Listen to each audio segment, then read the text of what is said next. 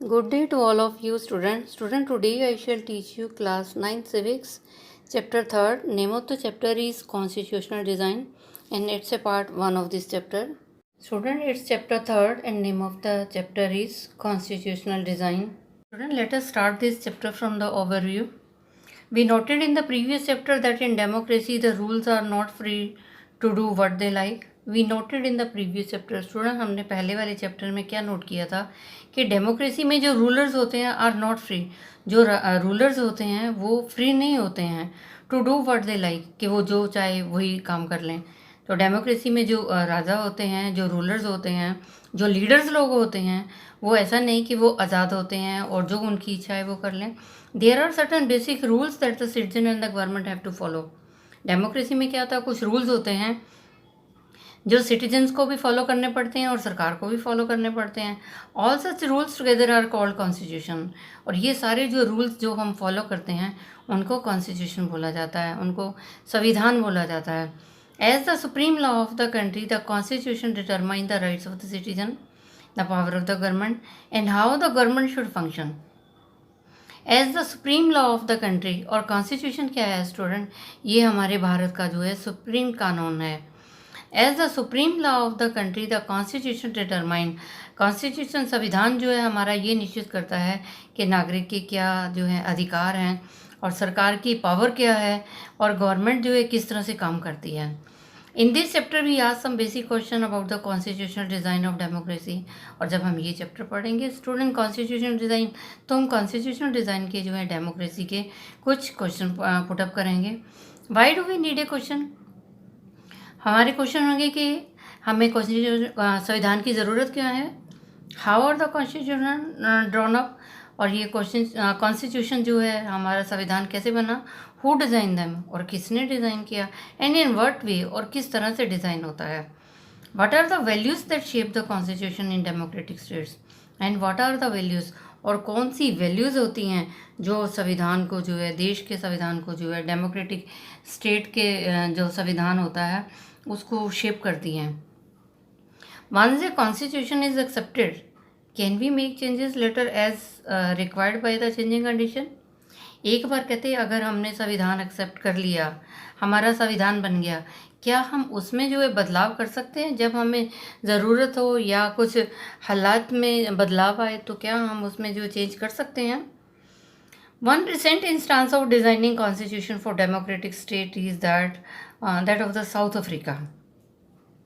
One recent instance कहते हैं हम जो अभी एक recent instance देखेंगे, जो last instance है, example है स्टूडेंट कॉन्स्टिट्यूशन डिज़ाइन का, संविधान के डिज़ाइन का जो है for a democratic state is that. और वो डेमोक्रेटिक स्टेट कौन सा है student, south Africa.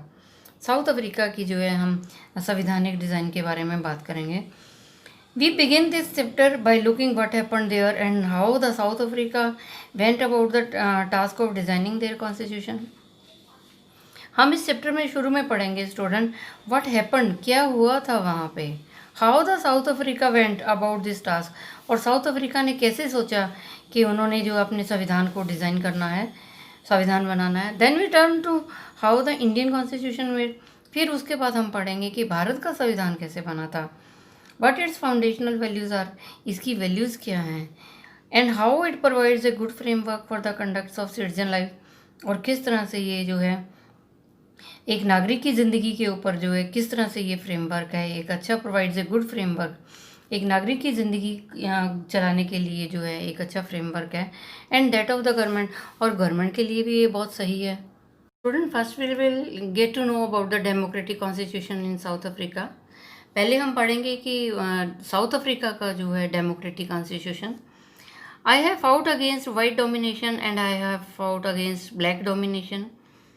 I have cherish the ideal of democratic and a free society in which all persons live together in harmony and with equal opportunity. It is an ideal which I hope to live for and to achieve, but if needs be, it is an ideal for which I am prepared to die. This was Nelson Mandela. Student ये words जो है ये किसने बोले हैं, Nelson Mandela ने बोले हैं.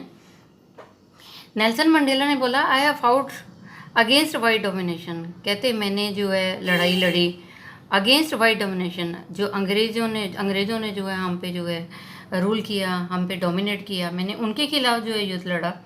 आई have fought against black domination, और मैं लड़ा ब्लैक डोमिनेशन के अगेंस्ट में लड़ा। मैं वाइट डोमिनेशन के अगेंस्ट में लड़ा, जो अंग्रेज़ थे उनके खिलाफ अगेंस्ट लड़ा, और जो ब्लैक डोमिनेशन थे उनके अगेंस्ट लड़ा। आई have cherish the ideal of a democratic, और मैंने क्या देखा कि ideals of democratic and free society. मैंने सोचा एक आज़ाद समाज के बारे में, एक डेमोक्रेटिक आदर्शों के बारे में जो है मैंने उनको अप्रिशिएट किया। In which all person live together, जिसमें जो सभी लोग जो हैं live together in harmony and with equal opportunity, जिसमें सभी लोग जो है प्यार से रह सकें और सबको जो है इक्वल अपॉर्चुनिटी मिल सकें। तो नेल्सन मंडेला ने बोला मैं वाइट डोमिनेशन के अगेंस्ट में लड़ा, मैं ब्लैक डोमिनेशन के अगेंस्ट में लड़ा, लेकिन मैंने क्या कहा, मैंने अप्रिशिएट किया कि जो आइडियल्स ऑफ डेमोक्रेटिक जो हैं, डेमोक्रेटिक के आदर्श हैं और आज़ाद समाज है, और जिसमें लोग जो हैं आज़ादी से, जो प्यार से, जो हारमोनी और इक्वल अपॉर्चुनिटी के साथ रह सकें, हारमोनी प्यार से रह सकें, इक्वल अपॉर्चुनिटी उनको बराबर मौके मिल सकें। It is an ideal which I hope to live for and to achieve.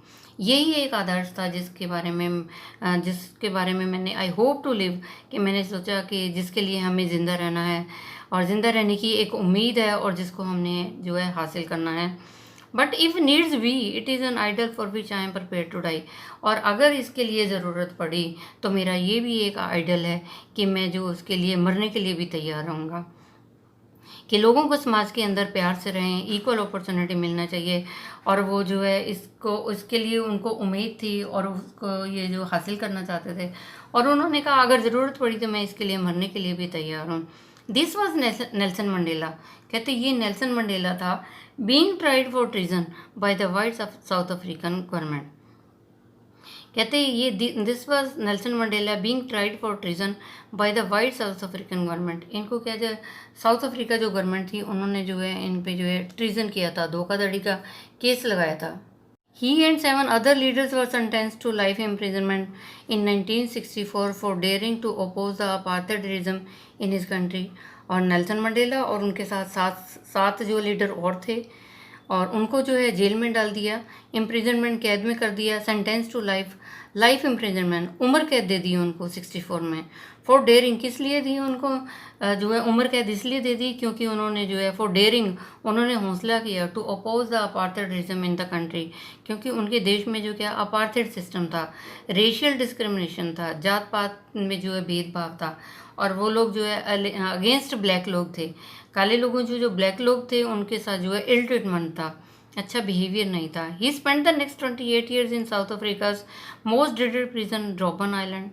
और नेल्सन मंडेला ने जो है 28 साल जो है साउथ अफ्रीका की जो मोस्ट ड्रेडेड प्रिजन थी, जो डरावनी जो जेल थी, और जिसका नाम था रोबन आइलैंड, और वहाँ पे जो है उन्होंने 28 साल अपनी ज़िंदगी के गुजारे नेल्सन मंडेला ने। Student next point is struggle against apartheid. तो नेल्सन मंडेला ने जो है स्ट्रगल किया अगेंस्ट अपार्थाइड। अपार्थाइड होता है रेशियल डिस्क्रिमिनेशन, जिसमें जात पात जो है भेदभाव था, उनमें जो ब्लैक लोग थे उनके साथ जो है अंग्रेज़ लोग जो है इल ट्रीटमेंट करते थे, अच्छा बिहेवियर नहीं करते थे। Apartheid was the name of a system of racial discrimination unique to South Africa. और कहते हैं अपार्थाइड क्या था स्टूडेंट, अपार्थाइड जो था was the name of a system.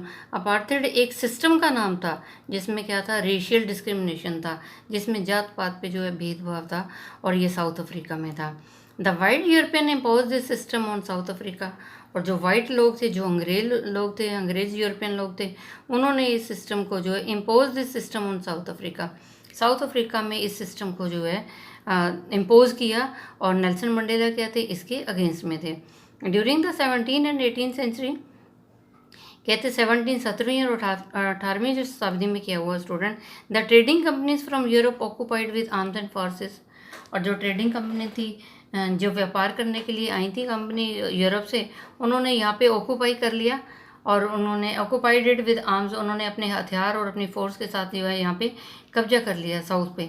In the way they occupied India, जिस तरह कहते हैं भारत में जो है अंग्रेजों ने कब्जा कर लिया था, इस तरह से जो वाइट यूरोपियन थे उन्होंने साउथ अफ्रीका पे कब्जा कर लिया। वो भी वहाँ पे व्यापार करने आए थे, और उन्होंने हथियार और फोर्स के साथ जो है वहाँ पे कब्जा कर लिया। और इसी तरह से जो है भारत में भी जो आए थे अंग्रेज लोग, व्यापार करने आए थे, भारत पे कब्जा कर लिया. But unlike India, a large number of whites had settled in South Africa and became the local ruler. But unlike India, परंतु कहते हैं भारत की तरह नहीं, परंतु वहाँ क्या था, लार्ज नंबर ऑफ वाइट, जो बहुत गिनती में जो है वाइट लोग थे, जो अंग्रेज लोग थे, वो साउथ अफ्रीका में सेटल्ड हो गए और वहाँ के जो है लोकल रूलर बन गए. वहाँ पे जो है लोकल रूलर बन गए, वहाँ के लोकल लीडर बन गए, वहाँ पे राज करने लगे. The system of apartheid divided the people, labeled them on the basis of their skin color. The system of apartheid, कहते हैं apartheid का सिस्टम ये था, उन्होंने लोगों को बांट दिया था, उनको लेबल कर दिया था on the basis of the skin colour. उनकी स्किन का जो कलर था, जो चमड़ी का रंग था, उस बेस पे लोगों को बांट दिया था. The native people of the South Africa are black in colour. और वहाँ के जो साउथ अफ्रीका के रहने वाले लोग थे, उनका रंग काला था. They made up of about 3/4 of the population and were called blacks. और वो जो है 3/4 पॉपुलेशन थी उनको, और उनको जो है ब्लैक बोला जाता था. Besides these two groups there were people of mix races. और इसके जो अलावा था, बिसाइड दीज टू ग्रुप्स, इन दो ग्रुप के अलावा और भी थे पीपल ऑफ मिक्सड रेसेस. और कुछ लोग ऐसे थे जिनकी जो मिक्स कास्ट थी, उनको जो है हु वर कॉल्ड कलर्ड, उनको कलर्ड बोला जाता था. And people who migrated from India, और वो लोग थे जो भारत से गए हुए थे वहाँ पे. The white rulers treated all the non white as inferior. और जो अंग्रेज लोग थे, वो सभी जो है नॉन वाइट को जो है they treated all non whites as inferior. और उनको जो है, जो नॉन वाइट थे, उनको जो है इन्फीरियर कहते थे. वो भी कहते थे ये लोग घटिया लोग हैं. The non whites did not have voting right. और उनको वोट डालने का भी अधिकार नहीं था. The apartheid system was particularly oppressive for the black. और जो ये अपार्थाइड सिस्टम था स्टूडेंट, ये ज़्यादा अत्याचार, ऑप्रेसिव जो है, ज़्यादा प्रेशर जो है उन पे कर रहे थे. ब्लैक जो लोग थे, जो काले लोग थे, उन पे ज़्यादा अत्याचार हो रहे थे. They were forbidden from living in white area. उनको तो सब वाइट एरिया जहाँ पे रहते थे, लोग रहते थे, वहाँ पे उनको रहने की भी इजाज़त नहीं थी. They could work in areas only if they had a permit. वो इस एरिया में तभी काम कर सकते थे अगर उनको परमिशन मिली. अगर परमिशन नहीं मिली तो वो उनको वहाँ पे एंट्री अलाउड नहीं थी. Trains, buses, taxis, hotels, hospital, schools, college, library, cinemas, theatre, beaches, swimming pools, कहते इन पे जो है उनको अलाउड नहीं था. Train, buses, taxi, hotel, hospital, school, college, library, cinema halls, theatre, beach और जो स्विमिंग पूल्स थे. Public toilets were all separate for all the whites and the blacks. तो इन जो वाइट और ब्लैक थे, इनके लिए सारी चीज़ें जो अलग थी, वाइट वालों के लिए अलग थी और ब्लैक वालों के लिए अलग थी. This was called segregation. इसको जो है सेग्रीगेशन बोला जाता था, सेपरेशन बोला जाता था, और इसको जो है सोशल डिस्क्रिमिनेशन बोला जाता था. They could not even visit the churches. वो चर्च में भी उनको जाना अलाउड नहीं था. वेयर द वाइट वर्शिप, जहाँ पे गोरे लोग जो हैं, अंग्रेज लोग पूजा करते थे, वहाँ जाना अलाउड नहीं था. Black could not form association और protest against the terrible treatment. और जो काले लोग थे, ना तो वो एसोसिएशन बना सकते थे, संगठित नहीं हो सकते थे, ना विद्रोह कर प्रोटेस्ट कर सकते थे, ना विद्रोह कर सकते थे इस ट्रीटमेंट के, जो ये टेरिबल ट्रीटमेंट था, जो इतना अत्याचार कर रहे थे, इस बिहेवियर के ऊपर वो बोल भी नहीं सकते थे. Since 1950 the blacks, coloured and Indians fought against the apartheid system. और कहते हैं 1950 से जो है ये काले लोग, कलर्ड लोग और इंडियन लोग जो है, ये अपार्थाइड सिस्टम के खिलाफ लड़ते आ रहे हैं. They launch protest, marches and strikes. They launch protest, उन्होंने जो है विद्रोह किया, लॉन्च किया, मार्चेस की, हड़ताल की उन्होंने. The African National Congress, ANC, African National Congress was the umbrella organisation that led the struggle against the policies of segregation. और कहते हैं जो अफ्रीकन नेशनल कांग्रेस थी स्टूडेंट, ये तो एक अम्ब्रेला ऑर्गेनाइजेशन थी, और इन्होंने किया स्ट्रगल किया, इन्होंने संघर्ष किया इस सेग्रीगेशन की पॉलिसी, ये जो सेपरेशन की पॉलिसी थी, जो ये रेशियल डिस्क्रिमिनेशन था, इसके अगेंस्ट जो है उन्होंने संघर्ष किया. This included many workers union and the communist party. और इसमें इंक्लूड कौन थे जो इन्होंने संघर्ष किया, इन्होंने आंदोलन बनाया, इसमें बहुत सारे वर्कर थे, यूनियन के वर्कर्स थे, कम्युनिस्ट पार्टी के मेंबर थे. Many sensitive whites also joined. और कुछ सेंसिटिव वाइट्स भी थे, कुछ अंग्रेज लोग भी थे जो उनके अगेंस्ट थे, जो ये सोचते थे कि इनके साथ ऐसा बिहेवियर नहीं होना चाहिए. Many sensitive whites also join the ANC. और बहुत सारे अंग्रेज लोग भी उनके खिलाफ थे, उन्होंने भी जो है अफ्रीकन नेशनल कांग्रेस को ज्वाइन किया टू अपोज द अपार्थाइड, क्योंकि वो भी अपार्थाइड के अगेंस्ट थे. And played a leading role in this struggle. और उन्होंने भी अपना जो है रोल प्ले किया इस संघर्ष में. Several countries denounced apartheid as unjust and racist. और बहुत सारे देश भी ये कहने लगे कि ये अपार्थाइड सिस्टम जो इन्होंने शुरू किया है, जो मतभेद है काले और गोरे लोगों में, तो ये अनजस्ट है, ये इंसाफ नहीं है, ये रेसिस्ट है, ये जो है सोशल डिस्क्रिमिनेशन है. But the white racist government continue to rule by detaining, torturing and killing thousands of blacks and coloured people. परंतु जो अंग्रेज लोग थे, उनकी तो रेसिस्ट गवर्नमेंट थी, वो तो लगातार जो है रूल कर रहे थे और क्या डिटेन कर रहे थे, तंग कर रहे थे, टॉर्चर कर रहे थे, परेशान कर रहे थे, और कई हज़ार लोगों को तो जान से मार दिया था जो काले लोग थे. और जो कलर्ड पीपल थे उनके साथ भी जो है बिहेवियर अच्छा नहीं था, उन पर भी बहुत अत्याचार हो रहे थे. स्टूडेंट, और next point is towards a new constitution, एक नए संविधान की तरफ. As protest and struggle against the apartheid had increase. आपने देखा कि प्रोटेस्ट थे, लोग विद्रोह कर रहे थे, संघर्ष कर रहे थे अपार्थाइड सिस्टम के अगेंस्ट में, क्योंकि अपार्थाइड सिस्टम जो है बढ़ता ही चला जा रहा था. The government realise that they could no longer keep the blacks under the rule through repression. And the government realise, और गवर्नमेंट ने ये रियलाइज़ किया, they could no longer keep the blacks, कि वो ज़्यादा ब्लैक को जो है ज़्यादा लंबे टाइम तक नहीं रख सकते अपने रूल में through repression. The white regime change its policy. फिर जो अंग्रेज़ लोग थे उन्होंने जो है अपना जो है पॉलिसी को चेंज किया, बदलाव किया. डिस्क्रिमिनेटरी लॉज वर रिपील्ड, और जो उनके डिस्क्रिमिनेटरी कानून थे उनको उन्होंने कैंसिल किया. बैन ऑन पॉलिटिकल पार्टीज़, उन्होंने पॉलिटिकल पार्टीज़ पे बैन किया. And restrictions on the media were lifted, और जो मीडिया के ऊपर रिस्ट्रिक्शंस थी वो भी उन्होंने लिफ्ट कर दी, हटा दी. After 28 years of imprisonment, Nelson Mandela walked out of the jail as a free man. और कहते हैं 28 साल तक है स्टूडेंट नेल्सन मंडेला जो है जेल में कैद रहे, इम्प्रिजनमेंट रहे, जेल में रहे उनको, और 28 साल बाद जो है वो जेल से आए जैसे कि एक फ्री मैन होते हैं, जैसे एक आज़ाद आदमी होता है. Finally at the midnight of 26 अप्रैल 1994, और आखिर में क्या हुआ स्टूडेंट, जब 26 अप्रैल 1994 की आधी रात थी, the new national flag of the Republic of South Africa was unfurled, marking the newly born democracy in the world. और स्टूडेंट फाइनली क्या हुआ, 26 अप्रैल 1994 को जो है एक नया झंडा, एक नया जो है राष्ट्रीय ध्वज बनाया गया, रिपब्लिक ऑफ साउथ अफ्रीका का, वाज अनफर्ल्ड, और उनको जो है लहराया गया. Unfurled making the newly born democracy in the world, और ये विश्व में जो क्या थी, एक नई जो थी डेमोक्रेसी की शुरुआत हुई थी.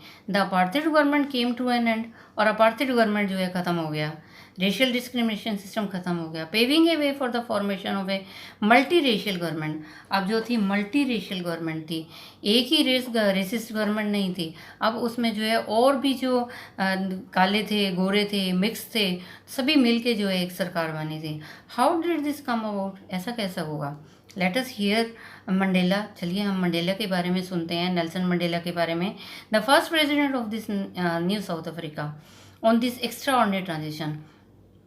और कहते ये कैसे हुआ, और जो नेल्सन मंडेला थे वो जो है साउथ अफ्रीका के जो है पहले राष्ट्रपति बने.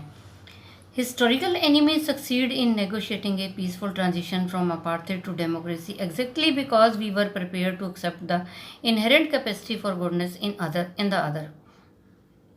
तो नेल्सन मंडेला के वर्ड्स हैं ये, उन्होंने क्या बोला, हिस्टोरिकल एनिमीज सक्सीडेड, कहते जो ऐतिहासिक दुश्मन थे वो कहते कामयाब हो गए, इन नेगोशिएटिंग ए पीसफुल, और वो इसलिए कामयाब हो गए कि उन्होंने जो है पीस जो है शांति से जो है समझौता किया फ्रॉम अपार्थाइड. कहते जो ऐतिहासिक जो दुश्मन थे वो कामयाब हो गए कि उन्होंने अपार्थाइड से बदल के जो है एक पीसफुल नेगोशिएशन जो है अपनाया, और जिसमें जो है डेमोक्रेसी थी. एग्जैक्टली कहते ये क्यों हुआ, इसलिए हुआ because we were prepare to accept the inherent capacity for goodness in the other, क्योंकि हम ये तैयार थे इसके लिए, हम ये तैयार थे कि इनहेरेंट कैपेसिटी जो हमें जो है हमारा जन्म सिद्ध अधिकार है और दूसरों के लिए भी है, वो उसके जो हमने उसके लिए स्ट्रगल किया, और इस वजह से जो है ये जो है चेंज बदलाव आया. My wish is that south Africa never give up on the belief in the goodness, और मेरी ये विश है कि साउथ अफ्रीकन जो है कभी भी धैर्य नहीं छोड़ें on the belief of in goodness, कि अच्छाई के लिए अच्छाई पे विश्वास रखें और इसको कभी भी छोड़ें नहीं, धैर्य नहीं छोड़ें. That they cherish that faith in human being is the corner stone of our democracy. कहते फेथ इन ह्यूमन बींग, मानवता में जो एक विश्वास है, यही हमारे डेमोक्रेसी का एक कॉर्नर स्टोन है student. After the emergence of the new democratic south Africa, black leaders appealed to fellow blacks to forgive the whiteness for the atrocities they had committed while in power. After the emergence of the new democratic, और कहते हैं एक नई democracy आ गई south Africa में। उसके बाद में क्या हुआ, जो काले लीडर्स थे उनको जो है the black leaders appeal to fellow blacks, जो काले लीडर थे उन्होंने जो अपने दूसरे ब्लैक फेलोज थे उनके और ब्लैक लोग जो थे उनको बोला कि अंग्रेज लोगों को माफ़ कर दो, जो उन्होंने एट्रोसिटीज़ की, जो उन्होंने अत्याचार किए है। They had committed while in power, जब जो अंग्रेज़ लोग जब पावर में थे और उन्होंने जो एट्रोसिटीज़ की थी, जो अत्याचार की थी, तो जो ब्लैक लीडर्स थे उन्होंने फेलो ब्लैक्स को, जो दूसरे ब्लैक लोग थे उनको बोला कि इनको माफ़ कर दो। They said, let us build a new South Africa based on equality of all races and men and women. उन्होंने कहा चलिए हम जो एक अब नया साउथ अफ्रीका बनाएंगे, और वो किस बेस पे बनेगा कि सब बराबर हैं, इक्वल हैं, रेस में भी, जात पात में भी, आदमी औरत सब बराबर हैं, उन डेमोक्रेटिक वैल्यूज़ में बराबर हैं, सोशल जस्टिस में बराबर हैं, ह्यूमन राइट्स में बराबर हैं। The party that ruled through operation and brutal killings and the party that led the freedom struggle set together to draw up common constitution. कहते the party that ruled through the operation, कहते वो party जिसने अत्याचार किए थे, वो party जिन्होंने जो ब्रूटल किलिंग्स किया था, बहुत लोगों को मार दिया था जान से, and the party led the freedom struggle, और वो वाली पार्टी जिन्होंने जो आज़ादी दिलवाई थी, सब आपस में इकट्ठे बैठे मिल के बैठे और उन्होंने एक कॉमन जो है संविधान बना दिया साउथ अफ्रीका का। After 2 years of discussion and debate, they came out with one of the finest constitution the world has ever had.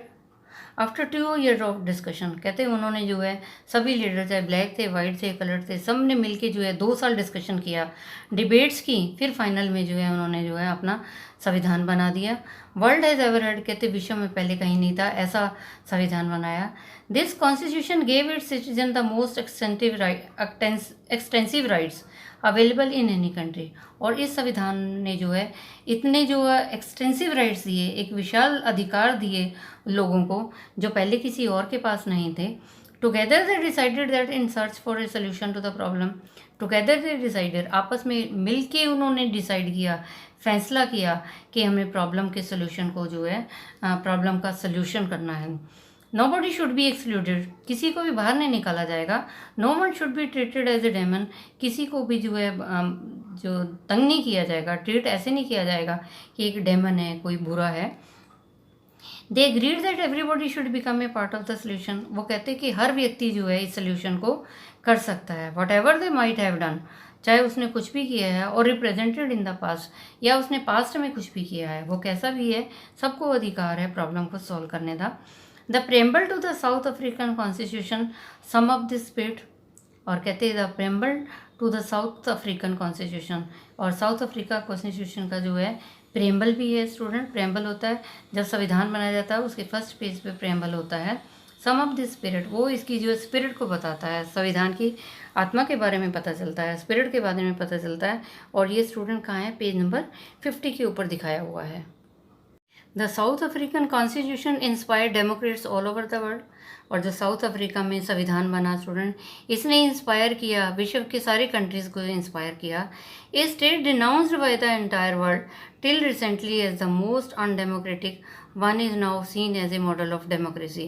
कहते a state denounced by the entire world till recently as the most undemocratic one is now, कहते जो undemocratic country थी अब वो जो एक democracy का model बन गया। कहते वो स्टेट जो है विश्व के अंदर जो अनडेमोक्रेटिक थी और अब जो है वो एक डेमोक्रेसी का मॉडल बन चुका है दूसरे देशों के लिए भी। What made this change possible was the determination of the people of South Africa to work together. कहते ये कैसे हुआ, वट मेड दिस चेंज, ये बदलाव कैसे आया, ये पॉसिबल कैसे हुआ, क्योंकि ये डिटर्मिनेशन था लोगों का, जो साउथ अफ्रीका के लोग थे उनका डिटर्मिनेशन था।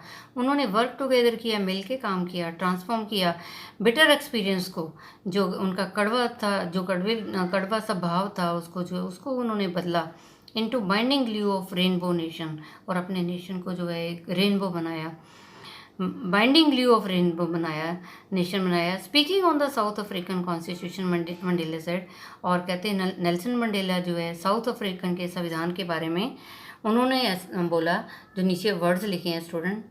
The constitution of South Africa speaks of both the past and the future, और कहते जो साउथ अफ्रीका का संविधान है ये स्टूडेंट हमें बताता है पास्ट के बारे में भी, फ्यूचर के बारे में भी बताता है।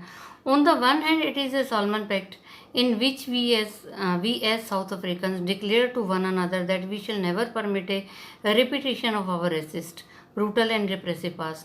कहते it is a solemn pact, और कहते ये तो ऐसे एक गंभीर पैक्ट है जो हमारा संविधान है, ये तो ऐसे कहते सॉल्मन एक गंभीर पैक्ट है जिसमें जो ये है कि ये डिक्लेयर किया है कि टू वन अनदर, हमने एक दूसरे को ये डिक्लेयर किया है वी शिल नेवर परमिट, कि हम उसको कभी भी परमिट नहीं करेंगे कि रिपीटिशन ऑफ आवर रेसिस्ट, कि हम दोबारा से जो है रेशियल सिस्टम को रिपीट करें, ब्रूटल को है अत्याचार को जो है रिपीट करें, रिप्रेसिव है अत्याचार जो है दूसरों को दबाव करना, वो जो हम दोबारा उसको जो है रिपीट करें, हम ऐसा कभी नहीं चाहेंगे।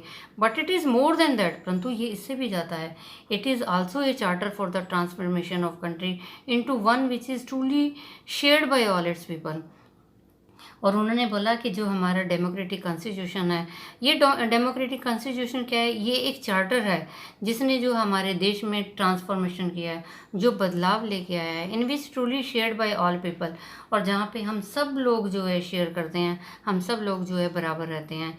ए country which in the fullest sense belong to all of us, black and white, women and women. और कहते हैं ये वो देश है जिसमें हमारी ये भावना है कि ये पूरा जो है हमारे अंदर ये भावना है कि ये देश हमारा है, चाहे हम काले हैं, चाहे हम गोरे हैं, चाहे औरत हैं, चाहे आदमी हैं, तो ये हम सब का है। ये है student, these are the words spoken by the Nelson Mandela. Student, I have taught you part 1 of this lesson, and rest of the thing I shall tell you in the next education video. I think you might have understood. You tell it to other students so that they can also understand this lesson. And students, stay safe, stay at home, obey your parents. Thank you. Have a nice day. God bless you all.